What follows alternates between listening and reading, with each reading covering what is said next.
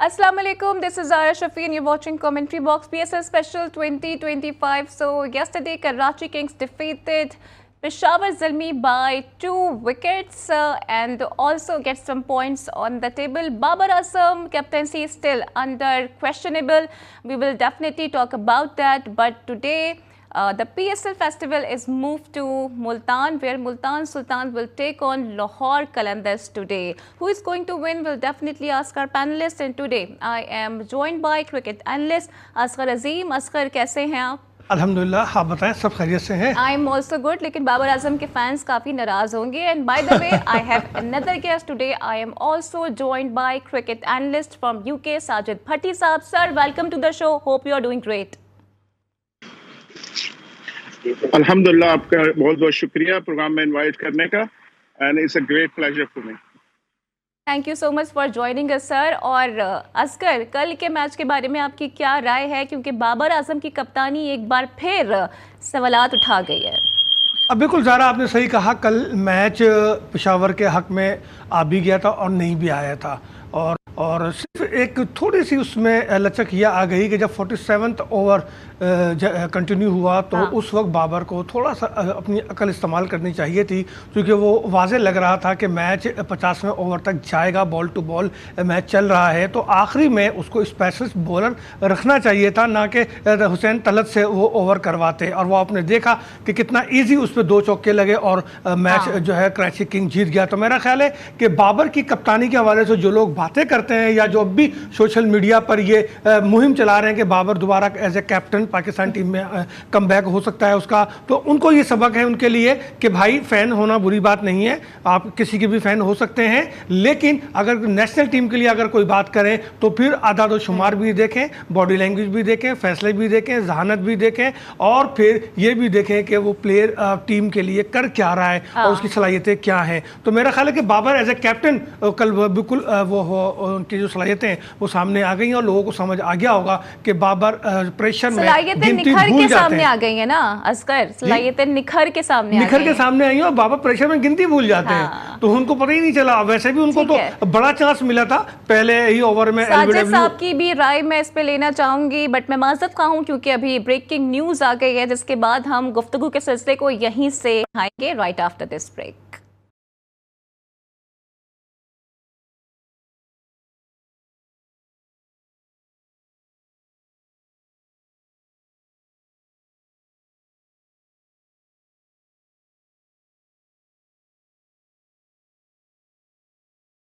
Welcome back. तो जनाब, break से पहले हम बाबर आजम की ख़राब परफॉर्मेंस और ख़राब कप्तानी से मुतालिक ही बात कर रहे थे. तो साजिद भट्टी साहब हमारे साथ मौजूद हैं. सर, पहले तो ये बताइएगा, how do rate PSL so far? PSL एक बहुत अच्छा इनिशिएटिव है नए खिलाड़ियों के लिए, और आपने जैसे कि देखा होगा इस टूर्नामेंट में बहुत से नए खिलाड़ी अपने अच्छे परफॉर्मेंस के जरिए ये शोकेस कर रहे हैं कि उनको चांस मिलना चाहिए, और ये जो पुराने खिलाड़ी हैं उनको अब ये सोचना होगा कि नए आने वाले टैलेंट को मौका देना चाहिए. उनके पास इतना मॉरल और इतनी कर्टिसी होना चाहिए कि उनको खुद ये सोचना चाहिए. हमें वो नए टैलेंट आपको, स्पेशली मोहम्मद आरिस, आपको ये दिखा रहे हैं कि हमारी क्या इंटेंट होनी चाहिए T20 में. आगे T20 का वर्ल्ड कप आ रहा है जहाँ पे हमारे को ये यंगस्टर जो है अच्छा रिजल्ट दे सकते हैं, ना कि वही टिपिकली अपने 50 के लिए खेलने वाले. किसी का नाम नहीं लूंगा मैं मखसूस तौर पे, लेकिन आपने भट्टी साहब आपके नाम लेने में कोई पाबंदी कोई है? आप शोएब मलिक की तरफ इशारा करें, हम भी समझ रहे हैं, आप कह दें. शोएब मलिक हैं, इफ्तिखार हैं, मतलब हम कब इन लोगों से पीछे छुड़ाएंगे? मतलब ये एक नौजवान खिलाड़ी का मुस्तकबिल से दांव से खेल रहे हैं. अभी हमारे पास रिजवान का नाम नहीं लेना चाहूंगा क्योंकि मुझे पता है उनके फैंस क्लब बहुत ज्यादा, वो भी जवान ही है, मतलब एक खजाब लगा के कोई भी जवान हो सकता है. लेकिन मसला ये है कि आप यहाँ से इंग्लैंड से हम प्रोफेशनल खेले हैं, यहाँ पे किसी का नाम नहीं चलता, यंगस्टर्स की परफॉर्मेंस देखी जाती है और यंगस्टर्स को आगे लाया जाता है. अच्छा भट्टी साहब, अगर यूके में परफॉर्मेंस चलती है तो मुझे बताइए कि इस बार जो सेंचुरी लीग है, 100 लीग्स है, उसमें हमारे क्या कोई भी प्लेयर परफॉर्म पे नहीं था? कोई भी उनकी मेरिट पे नहीं था? हमारे प्लेयर क्यों नहीं आए फिर यूके में? सर ये एक सियासी एजेंडा था. असल में नहीं, वो एक सियासी एजेंडा है बीसीसीआई का, क्योंकि आईसीसी कंट्रोल हो रही है बीसीसीआई से। सर मैं तो उन्होंने सल्तनत की बात कर रहा हूँ, प्लेयर्स, मैं तो मुल्क की बात कर रहा हूँ। यूके में मेरिट चलता है तो उसको मेरिट चलना चाहिए ना सर। अब बंदा कहीं का भी हो, सरमाया कहीं का भी लग रहा हो, अगर किसी मुल्क में एक कानून है मेरिट का और वहाँ प्रायोरिटी दी जाती है तो प्रायोरिटी तो मिलनी चाहिए थी फिर। सर ये बदकिस्मती है पाकिस्तान की। अभी आप देखें अंदर T20 वर्ल्ड कप आ रहा है, अपने पाकिस्तान ने तो स्टांस दिया था कि वो इंडिया जाके नहीं खेलेगा, लेकिन अभी आपको वक्त बताएगा कि क्या होता है। हमारा तो स्टांस घड़ी घड़ी तब्दील हो जाता है अच्छा। कि हम नहीं खेलेंगे, हम खेलेंगे, हमारा हाइब्रिड मॉडल होगा। तो ये एक बहुत मुज़क्कर खेज सी बात है और इससे कबल वक्त है कहना। लेकिन अच्छा। ये कि मैं ये कहूंगा कि यंगस्टर्स को मौका देना चाहिए ताकि यंगस्टर्स हमारा को तो पता नहीं मौका मिल रहा है या नहीं मिल रहा है, लेकिन जाहिर है जब प्लेयर्स यूके आते हैं तो आपकी भी काफी उनसे इंटरेक्शन रहती है। What advice would you give to Babar Azam as a senior? Babar Azam को चाहिए कि वो अपने गेम पे फोकस करे, ना कि आउटसाइड की चीजों पे फोकस करे। उसको चाहिए कि सीनियर से कंसल्ट करे। अच्छा लड़का है बाबर, और उसको थोड़ा सा लोगों को कम काफी प्लेयर्स हैं जो उस पर क्रिटिसाइज कर रहे हैं, लेकिन वो एक अच्छा खिलाड़ी है। और आप खेल देखेंगे तो खेल में कोई कमी नहीं है। कप्तानी से उसको दूर भागना चाहिए। अभी पता नहीं किसका आइडिया था कि उसको पीएसएल में एक फ्रेंचाइज का कप्तान बना दिया जाए। मजीद मतलब उसको एक वो दिया जा रहा है शिकार कि तुम कप्तान बनो, तुम कप्तान बनो। तो पाकिस्तान एक अजीम खिलाड़ी से महरूम हो सकता है, लेकिन वो एक अच्छा खिलाड़ी है, इसमें कोई दो राय नहीं है। तो उसको चाहिए कि वो अपनी कप्तानी के बजाय अपने गेम पे फोकस करे। उसने कुछ अच्छी परफॉर्मेंस दी है लास्ट गेम में, थोड़ा सा बदकिस्मत रहा जिसकी वजह से वो आउट हो गया। और असगर भाई ने बताया कि 17वें ओवर में उसकी प्लानिंग अच्छी नहीं थी, क्योंकि उसके साथ कोई सीनियर खिलाड़ी नहीं है उसको गाइड करने के लिए, और उसको सुनना पसंद नहीं है। अगर उसने सरफराज को सुना होता, और आपने देखा होगा कि सरफराज से, मैं घड़ी घड़ी सरफराज की बात करता हूँ, उसने कई खिलाड़ी बना के दिए। इस टीम में जितने भी आजकल के चैंपियन है वो सरफराज के मरूने मिन्नत है। तो भाई, वो आपने डोमेस्टिक खेली यूके जी, में, मेरा ख्याल है 6-7 सीजन में आप यूके की नुमाइंदगी डोमेस्टिक में करते रहे हैं। आप अगर टेक्निकली देखेंगे तो बाबर में इस वक्त वो कौन सी ऐसी कमजोरी है जिसे दूर कर कर वो अपने फॉर्म में वापस आ सकते हैं? क्योंकि मुसलसल नाकाम है, कल भी उनको 2 चांस मिले तो 46 रन उन्होंने बनाए। सर ये बाबर की नाकामी नहीं है। अब यहाँ पे जो कोचेज होते हैं उनको बाकायदा सॉफ्टवेयर के थ्रू बताया जाता है, ट्रेन किया जाता है, वो क्वालिफाइड होते हैं। हमारी महरूमी ये है कि हमारे कोचेज जो हैं वो क्वालिफाइड ही नहीं है। अब यासिर अरफात जैसा बंदा जाया हो रहा है जो कि क्वालिफाइड कोच है, और कोचिंग कौन कर रहे हैं? जो मंजूर नजर हैं। नहीं तो बात यह है कि अब तो पीसीबी ने इश्तिहार दिया है तो यासिर अरफात अप्लाई करे, आ जाए।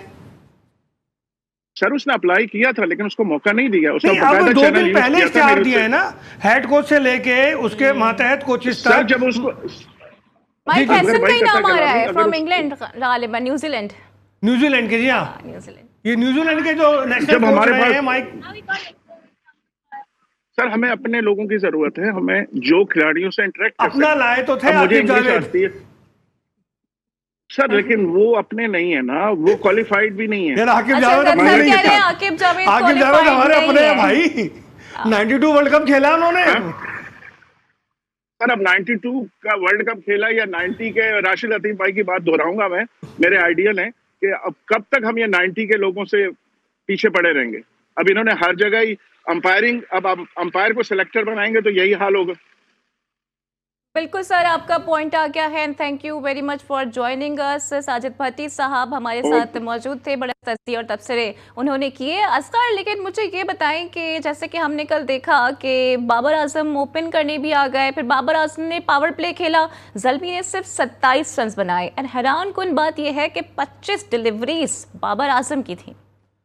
देखिए ज़रा, बाबर मुझे नहीं मालूम कब इन्फॉर्म होंगे, लेकिन कल जब वो पहले ओवर की दूसरी बॉल पे आई थिंक वो एलबी हो गए थे और उन्होंने फिर रिव्यू लिया, उनको एक चांस मिला, बॉल विकेट से हाइट पे जा रही थी और उनको नॉट आउट करार दिया, लेकिन अगले ही ओवर में फिर उनका कैच भी ड्रॉप हुआ और मीर थे दोनों बॉलर। लेकिन सवाल ये हुआ कि फिर बाबर इतने अंडर प्रेशर हो गए कि वो डॉट बॉल खेलने लगे। उन्होंने टीम को जो है हाई स्कोर की जानिब लेके जाने की ज़रूरत ही महसूस नहीं समझी। इतना लो स्कोर इवेंट रहा और उसमें बाबर का ज़ल्मी का जीतना एक मौजज़ा ही होता, क्योंकि कराची किंग इतनी भी गई गुजरी नहीं थी कि वो ये स्कोर नहीं कर सकती थी। लेकिन उसके बावजूद मैं समझता हूँ कि पेशावर ज़ल्मी के बॉलर्स ने कमबैक किया, मेहनत की और एक ऐसा मैच जो कि मैं समझता हूं कि पीएसएल के हुस्न के मुताबिक हुआ। लो स्कोर होने के बावजूद बॉल टू बॉल गए, आखिरी ओवर तक गए। वहां पर ज़ल्मी इस मैच को अपने हक में कर सकती थी, लेकिन फिर बात आ गई बाबर पे और कप्तानी पर उसके कि वो कैसे भूल गया कि लास्ट ओवर उसको किससे कराना चाहिए था। कोई स्पेशलिस्ट बॉलर हमारा होना चाहिए था, हमें किसी को रोकना चाहिए था। अली को ही रोक लेते कम से कम एक ओवर, तो शायद हम पेशावर जो है वो मैच जीत जाता। लेकिन ज़ारा कल एक चीज़ मैंने देखी जो टू बी ऑनेस्ट, बाबर के फैन तो है। कल ग्राउंड में मेरे ख्याल 12 से 15 हज़ार लोग तो आए थे और पहली बार हमने देखा इस पूरे 5 मैचों में कराची में कि जो बूथ लगे हुए थे टिकट्स के, उसमें रात 8 साढ़े 8 बजे तक लंबी लाइन लगी हुई थी। एक मासूमाना सवाल है मेरा, ये फैनशिप है या ये पीआर है? नहीं, ये इसके फॉलोअर्स थे, इसके फ्रेंडशिप थे, इसके चाहने वाले थे। चूँकि मैं उस ग्राउंड में गया, चाइना ग्राउंड में, वहाँ मैंने पूरी लंबी लंबी लाइनें देखी, उनसे मैंने बातें की, उनसे मैंने पूछा, तो उन सब का एक ही कहना था कि बाबर को हम देखने के लिए आए हैं। और उस वक्त जब वो फैन स्टेडियम में दाखिल भी नहीं हुए थे, मैच शुरू हो गया था और बाबर एल भी हो गए थे, तो उस वक्त मेरे को ये बात जहन में आई कि यार ये मासूम बच्चे जो लोग बाहर टिकट लेकर अभी तक अंदर भी नहीं आ पाए हैं, अगर वो आए और बाबर को वाकई एलबी फाइनल हो जाता तो उनके पे क्या बीतती और वो किस मैसेज के साथ वापस जाते। तो मेरा ख्याल है कि बाबर को अब अपने फैंस पे भी रहम करना चाहिए। मासूम फैंस हैं बाबर के, बड़े बड़े मासूम अच्छा हैं। ये लेकिन हसन अली ने कल बाबर को धोखा दे दिया। फिर मजे की बात है, उन्होंने गुफ्तगू की और कहा कि भाई कप्तानी मिलेगी तो मैं खुशी खुशी एक्सेप्ट कर लूंगा। ये क्या चल रहा है? देखिए, हसन अली हमारे यहाँ हालिया दौर में वो प्लेयर है जो कुछ भी कह सकते हैं, ग्राउंड में, ग्राउंड के बाहर कुछ भी कर सकते हैं। एरन ने तो उन्हें जोकर करार दे दिया, आपको पता है, नहीं हरकतों की वजह से। मैं कह रहा हूँ ना कि वो ग्राउंड में, ग्राउंड के बाहर भी कुछ कर सकते हैं। उनकी बॉडी लैंग्वेज, खिलाड़ियों के साथ हंसी मजाक और दीगर चीज़ें वो ऐसी हैं कि जो वो अक्सर तनकीद का निशाना बनते रहे हैं। लेकिन अगर वो कैप्टन के लिए कह रहे हैं तो हसन पहले टीम में तो आओ, टीम में आओगे तो कैप्टनसी की तरफ देखोगे। हाँ, अगर तुम किसी को मैसेज दे रहे हो, किसी को तंग कर रहे हो, तो वो और बात है कि शायद वो तुम्हारी बातों से में आ जाए, तो वो एक अलग चीज है। लेकिन हसन तुम्हारे कैप्टनसी की तो कोई आगे दूर दूर तक मुझे नहीं लगता कि आपके हिस्से में कैप्टनशिप आएगी। लेकिन क्योंकि बहुत सारे दावेदार आ गए हैं पाकिस्तान की कप्तानी को लेके। खुद पाकिस्तान क्रिकेट बोर्ड भी स्टाफ हो, कोचेस हो और शायद कप्तान की भी तलाश में है। तो इस पर भी हम बात करेंगे और आज के मैच पे भी हम बात करेंगे, बिकॉज अब जो डाइवर्जन है पीएसएल की वो मुल्तान की तरफ आ गई है। मुल्तान और लाहौर का टाकरा भी आज होने वाला है। एंड बाय द वे, जहां पीएसएल की बात आती है तो कहीं ना कहीं जिक्र फिर आईपीएल का भी आ ही जाता है, जहां पर मैच फिक्सिंग के हवाले से बहुत सारी खबरें आ रही हैं। तो इसकी क्या डिटेल्स हैं, इस पर भी हम बात करेंगे, but right after this break.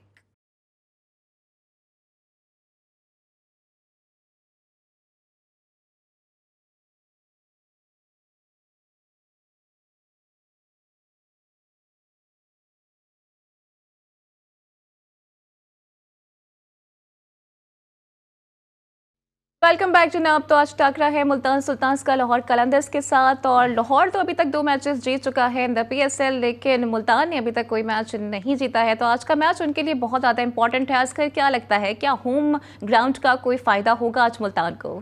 देखिए, बिल्कुल होना चाहिए। मुल्तान को अपने होम ग्राउंड का एडवांटेज हासिल है, क्राउड का एडवांटेज हासिल होगा, उसको अपनी विकेट का भी इसको एडवांटेज हासिल होगा। तो मेरा ख्याल है कि आज मुल्तान को ब्रेक थ्रू मिलना चाहिए। और चूँकि मुसलसल नाकामी से उसका ग्राफ बहुत गिरता चला जा रहा है, तो उसे अब कम बैक करना होगा। चूँकि अब चांस भी नहीं है, चूँकि 3 मैच लूज़ कर चुके हैं, चौथा मैच आज वो खेल रहे हैं।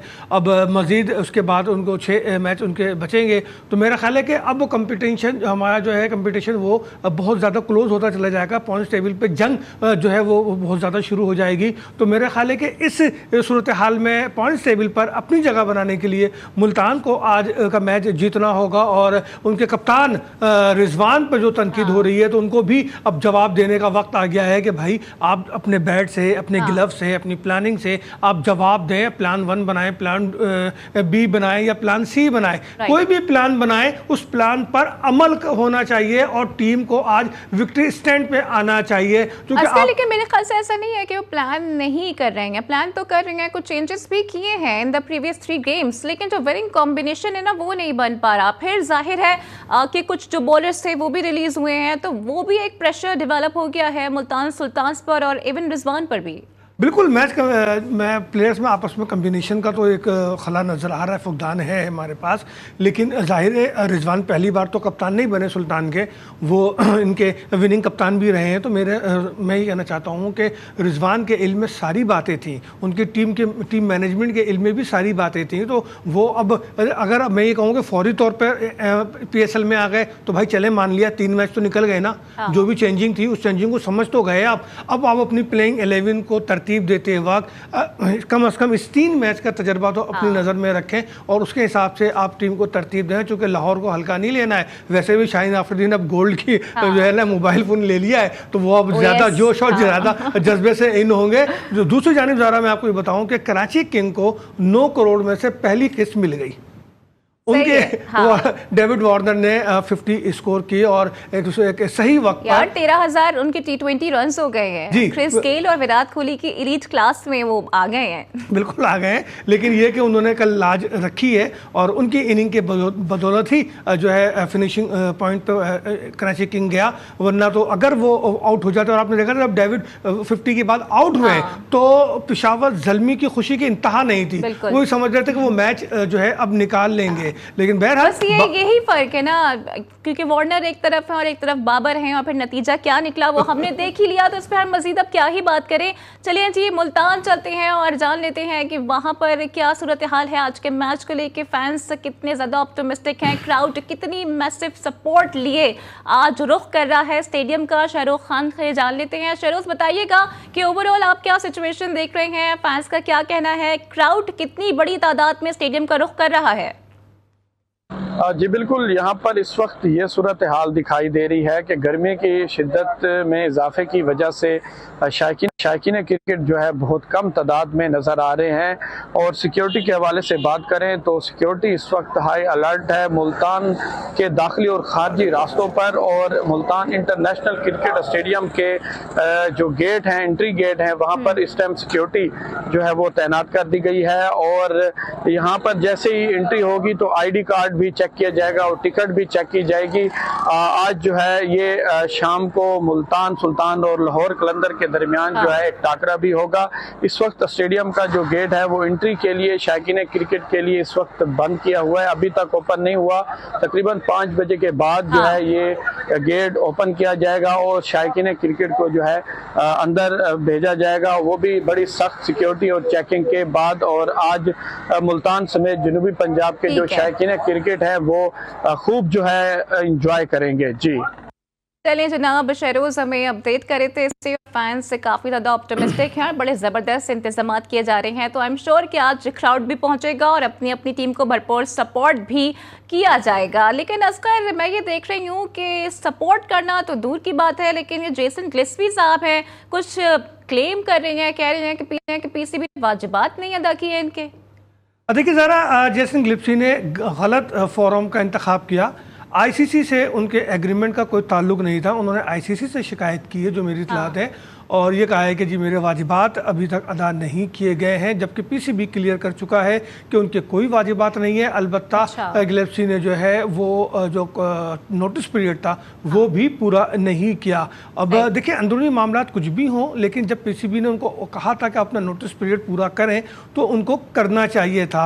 अब बाद में उन्होंने बहुत सारी चीज़ें की हैं, आकिब जावेद पे भी इल्ज़ामात लगाए हैं, लेकिन ये फोरम नहीं था ICC का जहाँ उन्होंने शिकायत की। चूँकि जब पाकिस्तान ने उनसे एग्रीमेंट किया था एज ए कोच, तो उसमें ICC तो जामिन नहीं था और नहीं ICC का ये मैटर था, तो उनको समझना चाहिए। लेकिन he has been vocal so many times, क्या धमकियां दे रहे हैं? बिकॉज आकिब जावेद साहब के लिए भी उन्होंने बड़े नामुनासिब अल्फाज का इंतखाब किया था ना, उन्होंने क्लाउन ही कह दिया था। देखिए, अब जो कुछ उनके साथ हुआ वो तो माजी का हिस्सा बन गया है। लेकिन अब चूंकि इस वक्त पाकिस्तान को एक कोच की जरूरत है और पाकिस्तान गैर मुल्की कोच की तरफ जा रहा है। न्यूजीलैंड माइक हैसन का नाम आ रहा है, के जो तवील अरसे तक कोचिंग करते हैं माइक हैसन, IPL से कोचिंग करते रहे माइक हैसन, तो नहीं इस किस्म के बयान देगा। असल में वो उनको मैसेज कर रहे हैं कि आप इस तरफ ना जाएं, क्योंकि माइक हसन से पाकिस्तान ने पहले भी रब्ता किया था और वो अपनी दीगर मुसलसलात की वजह से उन्होंने माजरत कर ली थी। इस वक्त भी वो इस्लामाबाद यूनाइटेड से मुंसलिक है। Mike Hesson I think IPL में भी रह चुके हैं और पीसीबी की नजरें आईपीएल की तरफ हैं, आईपीएल की नजरें कहीं और हैं। And by the way IPL में ये क्या मामला चल रहे हैं कि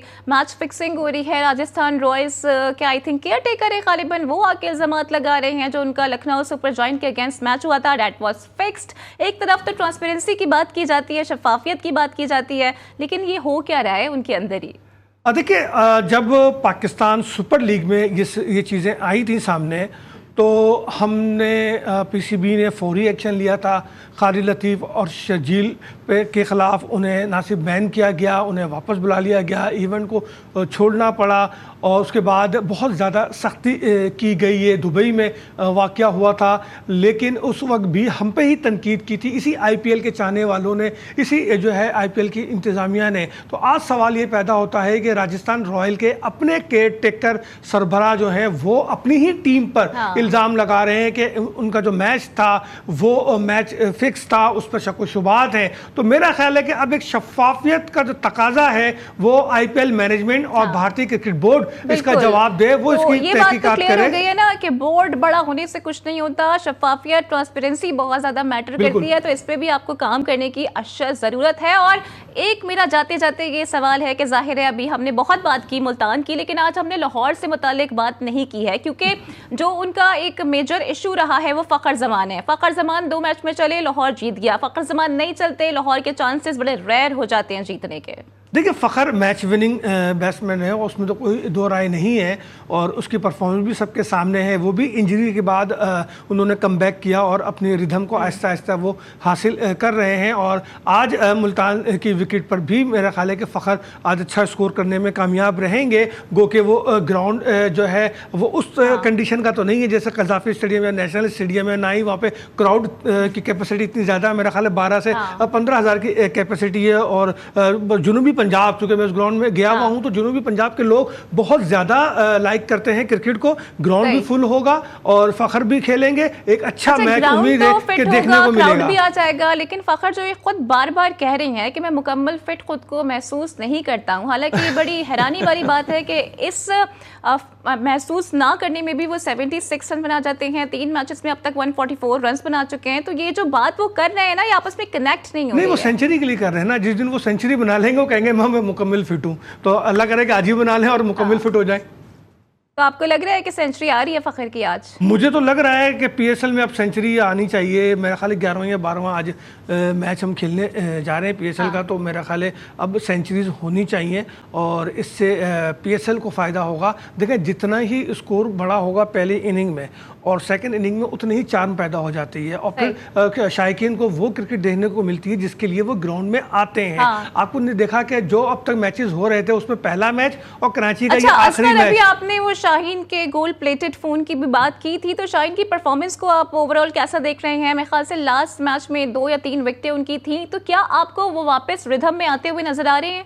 देखिए, यही फ्रेंचाइजर का काम है कि वो अपनी टीम को, अपने कैप्टन को सपोर्ट करे और अगर उस पर परफॉर्मेंस नहीं दे रहा तो उसके मोराल को बुलंद करे। मेरा ख्याल है कि शाहीन को जो तोहफा दिया गया है वो भी इसी पॉइंट ऑफ व्यू से दिया गया है कि वो दिल बर्दाश्ता ना हो, तनकीद को ज़्यादा अपने ऊपर ना ले और परफॉर्मेंस पे तवज्जो दे और कमबैक करे। लेकिन दे आर डूइंग वेल, अभी 2 मैचेस जीते हैं और मेरे ख्याल से जो लास्ट उनका सीजन गया है अभी वो ज़्यादा कुछ बेहतर परफॉर्म कर रहे हैं और आई थिंक आज वाइटल होगा, वो डिसाइड करेगा कि आज का मैच जीतने कौन वाला है। अब देखना यह है कि हाई स्कोरिंग मैच होगा या फिर एक नॉर्मल सा ही टोटल होगा जिससे डिफेंड करने भी शायद मुश्किलात मुल्तान सुल्तान को पेश आ सकती हैं, बिकॉज उनका ट्रैक रिकॉर्ड अभी तक बहुत ज़्यादा अच्छा नहीं है। इसके साथ ही मुझे दीजिए इजाज़त, कल होती है आपसे फिर मुलाकात, same time same place, and before signing off don't forget to join us at 8 PM only on GTV social media platform. Take care, Allah हाफिज़।